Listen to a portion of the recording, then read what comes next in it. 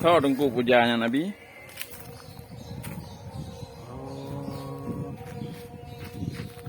Tengku Puja adalah sidro orang yang getuh di kerajaan India masa lampau, yang diutuh di bangsa India, Rujak Waceh itu Sebagai duta besar. masa Belanda. Nyo kuburan dengku. Nyo kuburan ngayan dan Putahongan kuburan Raja-Raja Jamun.